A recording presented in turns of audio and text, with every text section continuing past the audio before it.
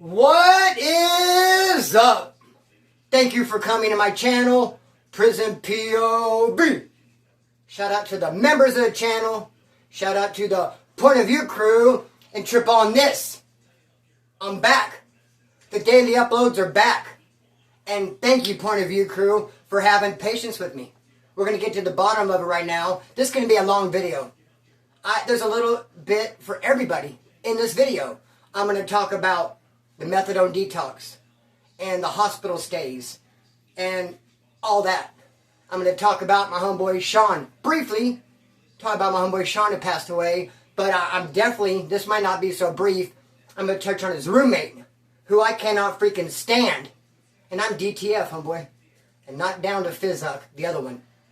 And then, to top it all off, I'm going to kick in with a fire banger of a prison story. So if you're not feeling the Methadone Detox, if you're not feeling me shouting out my homeboy who passed away and then talking shit about his roommate, fast forward all that, get yourself to the banger prison story. I'd appreciate it if you watch it all. I really think you're going to love it. So trip on this. Let's not waste any more time. It's going to be a long video. But first, Point of View crew, you made my heart swell with pride. That's what one of the homeboys told me one time when I got a kite to whack somebody. I whacked him and showed up at the hole. And homeboy told me, Splinter, you made my heart swell with pride handling that. And I'm letting you guys know, you made my heart swell with pride. I asked for a little bit of love so that I could tie up some loose ends and go to the hospital, and you guys shot the love. I'm going to have to come up with a list, bro, and just shout everybody out because you guys deserve it. Stay tuned for that. So the whole Methadone Detox thing, let's get to the bottom of this. I relapsed. Straight out. And now, several of my associates said, Splinter, you don't have to come on the channel and let the Point of View crew know that you relapsed. I mean, that's something a little bit private. If you want to keep it to yourself in your inner circle, I mean, the important thing is you snapped out of the relapse, homeboy, that you're no longer off the wagon, you're back on the wagon. And so you don't even have to tell everybody that, though. And I thought about that, I listened to that advice, but then I decided, you know what, I do need to share with everybody that I relapsed. Because I think it could help some people. What I want you to digest and grab hold of is the fact of how easy it is to relapse, first of all. And then how hard it is to unrelapse yourself, get back on the right track once you've already messed up. So I don't know how long you've been following this channel. If you've been following me for a year or longer, but if you've been following me for a year, you will know that last year I relapsed. Same exact months, homeboy. April, May, and on into June. I had a relapse last month. You remember I ended up going up to Green Eye Gemini's house with the comfort meds. I kicked the shit, and then I went into West Care, which is supposed to be an inpatient drug treatment program. But as soon as I went into West Care, this fool pushed up on me and said, are you GP or PC? He said, are you active or are you not active? I answered his question, homeboy, active full blast, GP. But why do you ask me that? Isn't this West Care and this like an inpatient drug program? But come to find out, it was a spot for violators. A lot of parole officers like to send their parolees to West Care when they get out. So they're pushing the prison politics. I only stayed a couple of days. I didn't feel like I needed it. Remember someone stole my pants out of the washer, I thought, and they didn't. Bro, it was a bunch of drama at that spot. I came home, and I've been good. I've been on the wagon. I've been clean for a year. Until, guess what? April, May, and June of this year, relapse again. Same months as last year. What a trip. But here's how the relapse happened, bro. And look how easy it could happen. I mean, I bit. I bought the lie. I was deceived. I deceived myself. So here's what happened. I decided that I was tired of methadone. Dude, I've been on methadone 6-7 years. I feel like it doesn't work for me. I feel like I'm immune to it. I mean, I took my dose. I wasn't even feeling it. Then I had a take-home bottle. I opened it up, drank half of that even. And so now I'm on it way more than usual. It still wasn't working for me. I'm like, dude, I just need to get off methadone and get on Suboxone. That's the idea that I became obsessed with. All of a sudden, I did not want methadone no more. I want a Suboxone. So I'm asking around. They're like, dude, you can't go from methadone to Suboxone because you'll get the precept withdrawals. You just can't do it. You have to wait 5 days in between taking your last methadone dose before you start Suboxone. I was like, 5 days? 5-day grace period, little 5-day window, huh? Okay, I know what I'll do. I'll smoke fentanyl for 5 days. Easy. Just 5 days, though. And I'm not doing it to party and get high and enjoy myself. No, no, no. I'm just doing it so I can transition from methadone to Suboxone. Okay, so that's what I'll do. I'll smoke fentanyl for 5 days. And that's what I did. Then I went to the hospital the first time, Good Samaritan, to do the transfer from methadone to Suboxone. I went in there and I talked to the doctor and I was like, yeah, I want on Suboxone. He's like, when's the last time you used methadone? I said, 5 days. He's like, anything else? I was like, well, I've been on fentanyl. He's like, no, that's just as bad. He said you have to have nothing. You have to go 5 days with absolutely zero, zilch, nada, just straight out nothing to make that transition. But he goes, but you can't even make the transition. He goes, you would need like a month off methadone because you've been on it for so long, your body is saturated. You've been on 100 milligrams, 110 milligrams for years. There's no way I can transfer you to Suboxone. You're just not eligible. You're not a candidate. So that just popped my bubble, popped my balloon. I got all freaking aggravated and mad. I'm not the type of person that can take on and accept bad news. I mean, when I have a plan, I want that plan to come together. When I have something that I'm trying to work out, I want it to work out. And when I get a hiccup, when I get a speed bump, when something goes wrong, my plan's not going to come together, I'm the type of dude, and I'm working on it, but I'm the type of dude to blow up, get aggravated, get all mad. So when the doctor told me, hey, you're not a candidate, you cannot go from methadone to Suboxone, just get comfortable on the methadone, because that's where you're at. I pretty much wanted to rip the PICC line out of my arm, and I left the hospital, and I just kept on smoking fentanyl. Because once you're already doing it, I mean, 5 days my ass, homeboy, once you're already on it, it's very difficult to stop. I know several people who have wanted to party, like my cousin, for instance. 3 years ago on New Year's Eve, he wanted to do a little bump with some speed. He wanted to mess with that white so he could stay up drinking all night and party. That's been 3 years. He hasn't stopped yet, and now he's homeless. He lost his car, he lost his house, he lost his family. He's homeless and spun out because 3 years ago he wanted to party. And I know several people like that, bro. So, dude, I started just 5 days so I could transfer. Then found out I couldn't do the transfer. I'm stuck on methadone.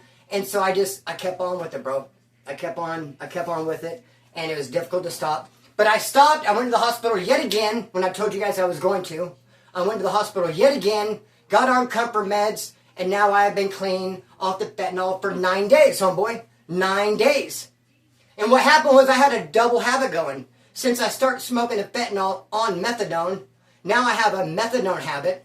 Those opioid receptors, that's a tough word to say. The opioid receptors were a hungry mouth, and they were getting fed by that methadone. But there's other opioid receptors with their hungry mouth, they're getting fed by the fentanyl. So even though I stopped smoking fentanyl, even though I'm on the methadone, I'm going to have withdrawal symptoms.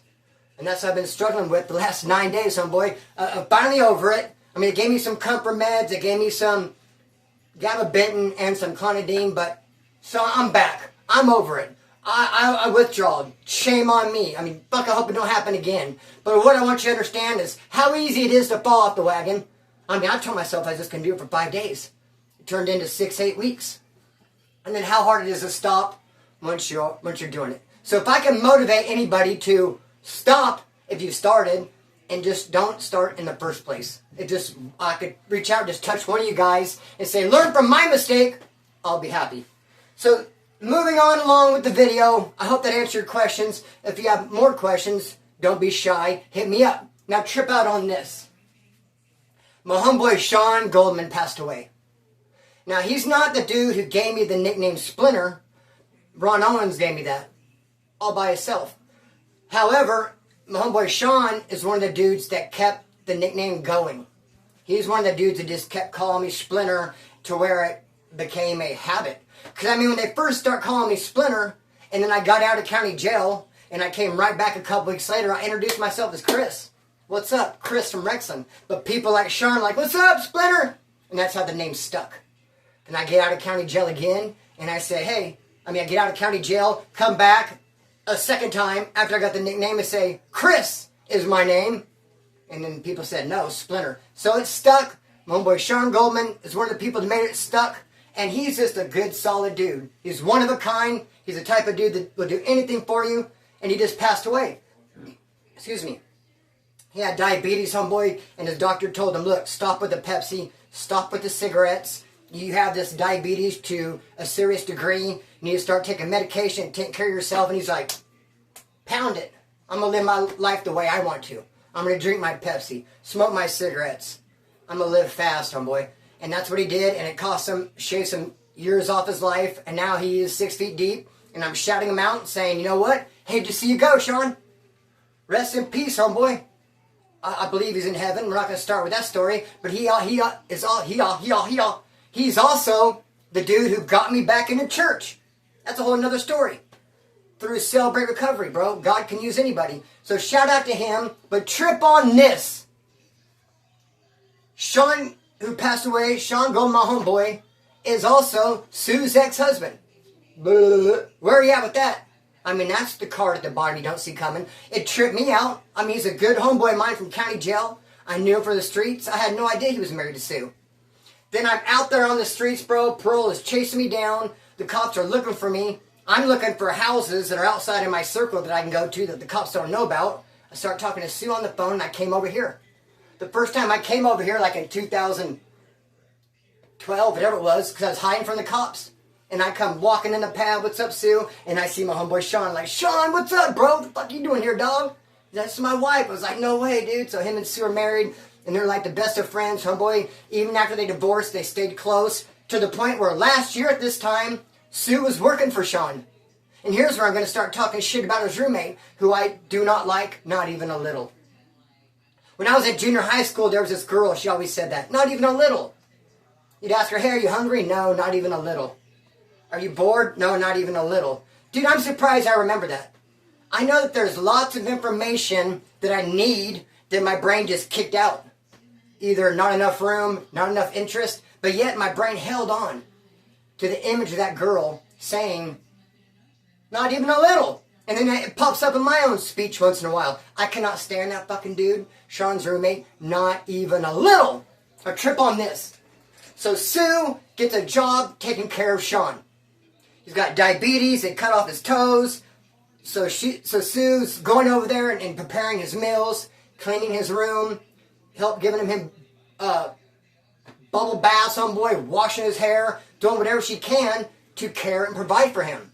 But even though Sue is working for Shawn, and he has his room up this house, and he has his roommate with this dude, Mike. Is his name Mike? He has a nickname. Hang on. Sue. Yeah, this dude Mike, bro, I can't stand him. Now, he has a nickname, dude. He has a nickname, and he thinks he's the only one who has this nickname. And when I start pointing out other homeboys who have that nickname, he just got all plexed up. Like, no, I'm the only one who has that nickname. And it's not even that good of a nickname, bro. So we'll just call this dude Mike. I can't stand him. Sue is working for Shawn. But somehow, Mike, he's a control freak, bro. Somehow he gets in there. And he starts controlling Sue working for Shawn. Like, get your fat ass out of it, dude. What are you even putting your nosy nose in there for? Why do you have anything to do with it? That should be Shawn and Sue speaking with each other and taking care of it. They don't need you. A couple times he even cussed Sue out on the phone. I didn't find out until much later. I would have got all in his ass for that. No one cusses out Sue on the phone but me. So this fool homeboy, he just thinks he's all that in a big bucket of boats. He thinks he's so tough. He's cussing out Sue on the phone, and he's getting all involved in their business. Now, I would take Sue to go there to work. I would drive her. I drive Sue there, and I'm not going to be in the house while she's cleaning it. She'll be doing the dishes, cleaning the living room. Even though she's there taking care of Shawn, and just Shawn in his room, she would go above and beyond, and she would clean the house. One time, that Mike dude told Sue to scrub the wall behind the trash can, because they'd throw stuff away and it'd get messy. And she told me that, and I said, you tell him to fuck off. You're not there to scrub no fucking wall. Tell this fat ass to do it. So anyways, bro, yeah, this dude thinks he's all bad, bro. I can think of a couple collections he did back in like 2000. I mean, I was in county jail with him once. He ain't been nowhere. He ain't never done nothing. He's nobody. He's just a big ass dude. He's big. And oftentimes, dudes that are big, people think that size matters and they'll bow down to him. You know, you take some big dude walking around like a bully, bro, he doesn't ever have to fight because people are just intimidated by his size. No one ever wants to try him. I'll try him. I think that size ain't shit. The bigger they are, the harder they fall. So, Sue's over there. She's taking care of Shawn. She's cleaning up, and I would drive her. And so while Sue's inside cleaning, I'm not going to go in the house, am I? No. I'm going to sit out on the porch. It's summertime, it's hot, but I'm not going to be in there getting in her way. I would go inside, say hi to Shawn, then I would go back out and kick it on the porch, homeboy. And this dude, Mike, is an electrician. So he has like 5 or 6 spools. You know the spools with wire on them? People bring them home, they use them for chairs or tables. He has like 5 or 6 spools just laying around. Tacky as hell, homeboy. Just because you're in Oildale doesn't mean it has to look like it. Straight Delian, 6 spools. One time he tried to get all weird with me because I was on the phone in his front yard. Sue's in there cleaning the house, and he tells me, he calls Sue on her line and has her tell me he doesn't like people being on the phone in his front yard. Oh, well, excuse me, I didn't know it was such a big, huge deal. I had no idea it was a huge deal that someone being on their phone and standing in your front yard. What in the fuck kind of weird shit is that? What a control freak. What a weirdo. For him to even, you don't have anything else to worry about? Aren't you at work? Like, do your job. You know, your kids are getting poor grades. Like, worry about that. Don't worry about me on the phone. So anyways, I'm sitting on one of those spools of wire that looks like junk in his front yard. I'm just sitting there, bro, and I'm getting bored. Sue's taking quite a bit of time cleaning in the house, so the front yard is messy and thrashed, so I get up and start cleaning the front yard. There's a bunch of broken golf clubs. There is eggshells, like someone threw eggs at the house. Toilet paper, like someone toilet papered the tree. A broken water gun. Push-up wrappers. A Dr. Pepper can. A candy bar wrapper. Just trash, messy yard. Dead grass. A tire hanging from the tree. A bunch of spools of old wire. Just messy ass yard, bro. And I'm bored, so I start picking it up. I start cleaning it up. Well, he has a doorbell camera, a Ring camera. And so I hear him talking to me while I'm cleaning up through the Ring camera. He says, "Hey, what are you doing?" Through the Ring camera. And I said, "What are you doing?" And he was like, "Hey, bro, I don't know what it is you're doing, but I don't want you to do it. Whatever it is you're doing, stop." And I was like, "Oh, okay, I will stop cleaning up your filthy ass yard." I mean, I was trying to help you out by pick up some of this trash. Your yard's thrashed. Your yard looks like shit. There's trash everywhere. I was picking it up, but you know what? I'll stop picking up your filthy yard. Excuse me, pardon me. And he's like, "Fuck you," talking shit through the Ring camera. And I told him, "No, fuck you." And at the time, he was working at Dryer's Ice Cream, bro. You could walk there from my house. It's a hop, skip, and a jump. He was like a 10-minute drive from my house. I said, "Dude, come to my house on your lunch break. And we'll go in the backyard and fucking figure it out. Because you ain't pumping no fear here. None at all. Fuck you." So we start cussing at each other through the Ring camera. And about this time, Sue comes outside. She's like, stop. And we leave because she's done. This fool fires Sue. Sue's not even working for him. She's working for Shawn. Shawn didn't fire Sue, but this Mike guy fires Sue. Sue can't go there work no more. And at the time, I'd just come home. I just filed for workers' comp. They denied me. I wasn't getting paid yet. They denied my unemployment. We were hurting for money, bro. We weren't doing too good. We were getting by on Sue's check working for Shawn, and she gets fired. Why'd she get fired? Because that Mike dude's scared to bump into me. What, are you scared to bump into me at your house? You'd be scared to come home for lunch and see me there because you actually might have to fucking handle it and back up your words. I just can't stand this fool, bro. I just can't stand this fool. And then afterwards, you know what they try to do? They try to not give Sue her last 2 weeks worth of hours. They got to sign off on it. Being petty full blast, bro. We're going over there, beating on the door, no one's answering, calling them, blowing up on the phone. You're going to pay us our last 2 weeks, bro. Freaking dirtbag. So I say all that to say this, man. Rest in peace, my homeboy Shawn Goldman, man. Also, another homeboy of mine, Billy, a.k.a. Preacher Man, came in contact with 1,200 volts. Been in the hospital all week. 2 weeks. He's going to be there another 3. And speaking of Billy Elliott, a.k.a. Preacher Man, that's who I bought my S10 off of. My boy Billy sold me that S10 for $2,500. It's a great deal. And I still have it. I saw a comment some troll left saying Splinter got his S10 from a subscriber, gave it to him, and he sold it because he couldn't learn how to drive this thing. Don't believe the hype. Don't believe the fake news. The S10 is sitting right out in my parking lot, homeboy, the driveway. Sure, it take getting used to driving with the manual transmission. I mean, that's how I learned. My first car, the VW Jetta, was a stick shift, homeboy. So it's a little bit awkward, especially when I always drive with a Rockstar in my hand. So I'm like, oh, shit. But I get it done. But dude, don't believe the hype. Don't believe the trash. There's all kinds of haters out there. Fuck them in their neck. Let's kick this prison story off. Shawn! Alright, what do you think, Lil Mander? What do you think, Chucky? Alright, so long version, short version. Long version, short version. Alright, I'm in prison in Arizona. There's this dude, I cannot remember his name. I was really trying to think all morning. I'd love to be able to throw his name out there. I cannot think of it. I don't even think he had a nickname. I think it was like Nate, something like that. I don't know. But he's a Wood. He's doing 9 years. He's from Riverside, and he broke into someone's pad, took a bunch of guns. He's doing 9 years. Well, one day, bro, he gets in a shitload of trouble because he had someone who was going to tattoo Riverside on his stomach, which is a tattoo you have to earn. And he had the pattern put on there. They put the pattern, Riverside. And so he's walking around the cell block. It's Arizona level 3, cell living. But he's walking around like cell to cell, showing it off, no shirt on. And it looks like a tat. And Bucky from Purdue saw it from the other side of the cell block, homeboy, sitting at the white tables. He saw this dude, the top tier, walking around no shirt. And he's like, what the fuck? That dude could put Riverside on his stomach? It's unearned.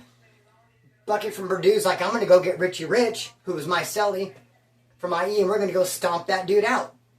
So Bucky and Richie Rich run up there, go to push up on dude and see that it's just a pattern. And Bucky's like, what the fuck are you doing, man? You think you're going to tattoo that? He's like, yeah, we're going to blast it. He's like, no, you're not. You have to earn it. That's a tattoo you have to earn. You're not going to walk around this motherfucker with an unearned Riverside tattoo on you. I don't think so. So he jumped on his ass and he put him on deck. Next time something has to happen, you're going to handle it. Well, after that, this fool was like going around stirring the pot. He's like trying to force the hand. He wants to put work in. He wants to earn that Riverside. He looked like a lame. He's on deck. He just wants to get it over with. So instead of being patiently sitting in the cut, waiting for something just to happen, he's like out trying to force something to happen. He's out like spying on people, trying to catch someone slipping, trying to catch someone in trouble. So he can tell on them, and then he can move on them. So he can get his tattoo. I know, a very weird situation, indeed. So that's what this fool's doing from Riverside. He's acting a fool on the tier. He's trying to catch someone slipping.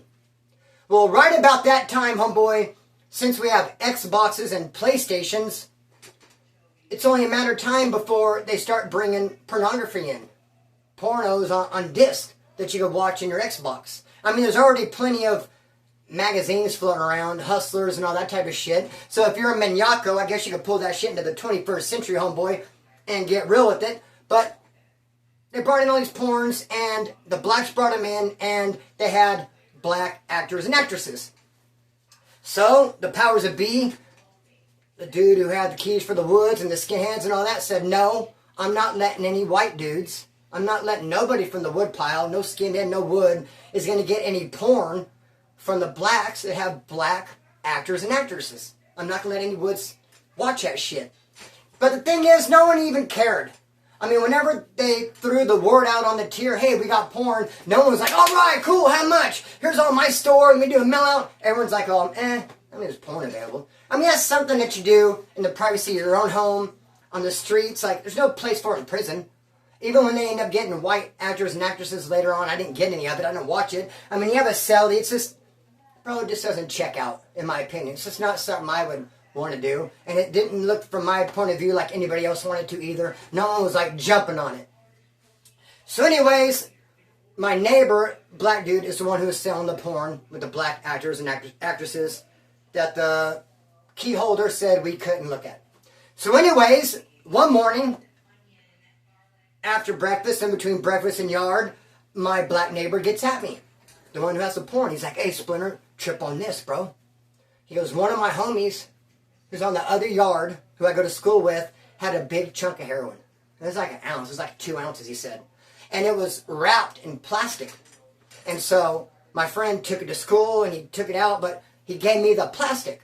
And he's like, Splinter, it's like this big, and it's just coated and caked. He goes, I don't know much about, heroin. It has that vinegar smell. From what I hear, everyone says it's real good. And from what I also hear, you'll be able to scrape a lot off. Like it's really, really coated. This plastic baggie that was wrapped around this ounce. He's like, do you want to bite off me for, 2 jars of coffee? And I was like, yeah, I will take you up on that offer.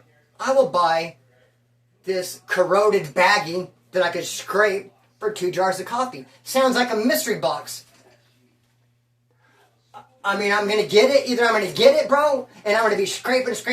I'm going to be so happy. I'm going to get loaded. I'm going to be able to sell a couple bags, touch some of the homeboys, and it'll be just a great come up. Or I spend 2 jars of coffee and I get it, and there's nothing really to scrape, and it's just, I end up wadding up, throwing it away, and just like, oh well, it cost me 2 jars of coffee, which ain't much, $10. I'm down. I'm down to do it. Let's just see what happens. So I'm talking with my black neighbor. I say, yeah, go ahead and bring it. We shake hands, and I turn around to walk away, and I see dude from Riverside. He'd been spying on me. Him and one of his little homies he runs around with. And as soon as they see me walk away, they come up to me, and they're like, Splinter, what's up? What are you talking to that dude about? And I was like, nothing. I mean, I don't owe these clowns an explanation. I mean, who the fuck, nothing. I'm not talking about nothing. None of your damn business, in other words. I mean, it's hard to make it sound cool. My neighbor, the black dude, made it sound real cool to me. I have a bag you could scrape for 2 jars of coffee. I can't make it sound that cool. If I were to tell them, oh, I was talking to my neighbor because he has a baggie I'm going to scrape. See, it doesn't sound cool, bro. He made it sound cool to me, but if I were to go repeat what he said, it doesn't sound cool. Sounds cool. No, hey, I'm going to buy a bag. I got a baggie. I'm going to scrape it. See, it doesn't sound cool, bro. So I didn't talk to him about nothing. None of your fucking business. We were just chatting it up during the trip. They're like, all right. So then those two conspired, bro, and convinced themselves that actually what I was doing was buying porn. Because that's the dude that sells the porn. I was talking to him for quite a while. The way we were talking, it shook hands. Obviously, there was a business arrangement. We just weren't talking like, hey, neighbor, how you doing? Is everything going good, neighbor? I hope my radio's not too loud. It wasn't one of those, hey, neighbor conversations. It was business. And he knew it was business. The dude from Riverside, he could tell. And he just assumed that I was getting porn, bro. So he decided to stalk me, him and his little homie. They decided to stalk me and watch me and wait and to see me get the porn and to bust me and to, I guess, snitch me out and get me jumped and get me in trouble. They're stirring the pot. They're on me like freaking white on rice, brother, and they think they're going to catch me slipping. So when I said, yeah, I want the baggie, I'll scrape it, I'll give you the 2 jars of coffee, say, okay, I'm going to bring it after lunch. I'm going to bring it at lunchtime because he's going to go to school, bro, and then he's going to come back for lunch, he's going to have it. So just in a couple hours, I was like, all right, cool, man. I don't go to school. I got nowhere to go. I just stay in the cell block, homeboy. Made some phone calls, played some pinochle. Then they start locking us down, and they're going to have lunch. So they lock us down, they start bringing people, and then they open us up for lunch, and that's when I come out, and I see the dude, and I get the shit from him. He gives me the baggie on the way to lunch. But I don't go to lunch. I stay in my cell, and I tell Richie Rich, hey, give me some time. I'm going to lock myself in the cell. Because when everybody went to lunch, you can lock yourself in your cell. Some people keep the cell door open so they can get back in. Not everyone goes to lunch, homie. You have the option of locking your cell up or not locking your cell up. You can have the option of going to lunch or not going to lunch. I told Richie Rich, hey, bro, I am not going to lunch. I'm going to stay back, and I'm going to lock the cell. Give me some space. Give me some time. I didn't even tell Richie Rich I was scraping a baggie. I was just going to scrape it, see what I got, and be like, hey, Richie Rich, look what I got, homeboy. Of course he's going to eventually know, and I'm going to touch him. But no reason to talk about it because it doesn't sound cool. Hey, I got a baggie coming. I'm going to scrape. Got it from the blacks for 2 jars of coffee. Don't sound cool. Anyways, they go to lunch. I lock myself in. But who doesn't go to lunch either is the dude from Riverside. Because he just saw me get a transaction from that black dude. He just saw me get a package from him. He's thinking it's porn. He's going to try to catch me watching it. Which makes him a pervert if you ask me. So anyway, I'm in my cell. It's kind of like a hard story to tell, bro. Plus I'm out of practice. It's just, I hope you're picking up what I'm putting down. So, I'm in my cell. I got the door locked. I told Richie Rich, give me some space. Everyone's at lunch. Some people are coming back from lunch. I'm sitting on the bed. I have a chessboard out, and I have the baggie. I have my prison ID card, and I'm scraping it. And I'm getting a lot, bro. I ended up getting like 2 grams. I mean, I just scraped the shit out of it. It was coming off, and I was just, shoo! This is a good day. This is a good come up, bro. This is worth like, homie, 10 jars of coffee, much less 2. So I'm scraping it, and I almost said, Splinter, get loaded real quick. The little guy on my shoulder was like, hey, you should get up real quick, grab the spoon, mix yourself up a little bit, do a little snort, and then go back to scraping. But I was like, no, I don't want to do that. Chances are, if I stop what I'm doing to mix some up, dude, I might end up on the ground falling down, knotted out. I could end up knocking this chessboard thing over, make a mess. Now I need to scrape. I need to take care of it, put it together. Then when I'm done, the cell's cleaned up, then I can use some. So I didn't even get a chance. I'm scraping. All of a sudden, I hear my door getting ready to open. I hear a cop with a key coming into my cell. I mean, people coming back for lunch, and cops letting people in their cells, but he shouldn't be coming in mine, because I told Richie Rich, give me some space. Don't come in here. I'm locking it. So I really think that Richie Rich is getting ready to come in here, and I'm going to yell at him when he gets in there. Like, dude, fuck. I told you to give me some space. I told you I was getting ready to do something here. I'm locking the cell. I even have the window boarded up. I put cardboard in the window. You can't even see in. Give me some space. I'm doing something. Some cops trip on that. Some don't. I'm boarding up. A lot of the cops there at that time, they weren't tripping on it, bro. So I'm boarded up. I'm scraping. I hear someone come in the door. I'm getting ready to yell at Richie Rich. And all of a sudden, Riverside, another dude come walking to my cell. Not walking, come smashing in. All up in my cell hella fast. And so I can't get up fast because I have this in my lap. So they come rushing in, and as soon as I get in there, they're like stuck on stupid. They thought they were going to come in there and catch me watching porn. I guess they're going to come in, think they're going to catch me like a mid-stroke. They just saw me get some porno, they thought. I boarded up. I told Richie Rich to leave, and now they think they're going to come in, and I'm going to be getting a 5-finger discount, homeboy. But what they do is they catch me with some Gattaca. So I'm like, I don't even say anything. I don't know what to say. They're not saying anything. Their eyes are all big. The Riverside dude jams out. The other dude stays there like stuttering. Oh, splinter. And I'm trying to put the stuff away. I sit down. I get up. I was, what the fuck? He goes, bro, my bad, homeboy. We thought you got some porn, dude. We thought you got some porn from your neighbor. And I said, and so you barged in to catch me watching it? Were you wanting to book my whammer, homeboy? Were you wanting to sit next to me and help me out? Like, what kind of sicko are you? I need to see your paperwork, bro. I want to look at your paperwork again. Because this is a weird-ass fucking perverted move. You just said you thought I'm in here looking at porn and you're going to barge in? And then what? Freaking weirdo, bro. I was like, fuck this. I said, go get my celly. I told him, go get my celly. He went and got Richie Rich. Richie Rich came back. I was like, look, dude, I wanted to surprise you. Look at all this Gattaca I got. I got this baggy scrape off this dude for coffee. We'll talk about that later, but keep an eye on it. I set the whole board down and all the baggy, what I scraped. I go, dude, keep an eye on this shit. And I went out and got Bucky from Purdue. The dude had keys for the woods. And I said, man, you need to holler at your boy. And I gave him the whole rundown, how he just barged into my cell. And that supposedly they thought that when I got the Gattaca, they thought it was porn. And they wanted to catch me in mid-stroke. So I guess they could tell on me and get me in trouble. Were they going to jump me right then and there with my junk hanging out? Is that what they're planning on doing? I don't know, homie. I cannot predict. I cannot verbalize what they're going to do because I'm confused by their actions. Some weirdo shit. I told Bucky, you need to check your dude, man. Came barging in. Could have got me caught with the cops. I mean, I told my own celly to stay the fuck away. I'm boarded up. I got heroin out. And he had the cops come in and let him in, dude, and barged in. He's like, oh, no, he's going to get fucked up. He's like, I'm going to put 3 dudes on him. At first, I said, hold up, though. I want a one-on-one. Let me get a one-on-one with them for disrespecting me. I want to head-up fade with them. He's like, no, I can't let you do a head-up fade or something like that. I'm going to put 3 on them. Do you want to be one of the 3 hitters? I was like, not really, no. I will fight him one-on-one. I'm down to fight, DTF, homeboy, but just to be one of the 3 hitters, that's not going to get me, that's not going to scratch my itch. That's not going to feel good at all, homeboy. I don't think so. But they got 3 hitters, and they whipped that ass, homeboy. And then he got such a big black eye and a lumpy face that I've seen this happen multiple times. They told him, stay in your cell. You're on rack status. You cannot go to breakfast, lunch, or dinner. And at that place, they gave hot lunches until that's cleared up. We don't want the cops seeing your black eye and your busted, swollen up cheekbone, homeboy, and your fat lip. You look beat up. You look like really lump. And you need to stay in your cell until you heal up. No breakfast, lunch, or dinner for you. So trip out on that, dude. He wanted Riverside so bad that he came running up in my cell thinking he was going to beat me up with dick in hand, a vase sign everywhere, some black people on the porno, bro. He really thought he caught me slipping.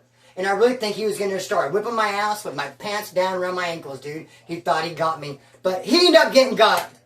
And as far as I know, he never did get the Riverside tattoo and trip out on this. I just heard a prison story last night. I don't listen to very many. I listened to one last night. And they're talking about Speedy, a Southsider from Hawaiian Gardens. Speedy from Hawaiian Gardens was there with me at Arizona. And I have a story about him as well, I could tell.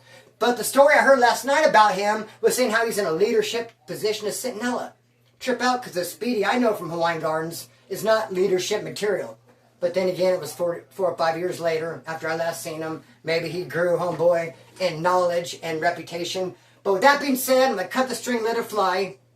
With that being said, you can look forward to another video tomorrow. And I'm going to be talking about a Southsider from EMF, El Monte Flores, who got put on freeze, homeboy, and how he functioned during that freeze. I'm going to cut the string and let it fly.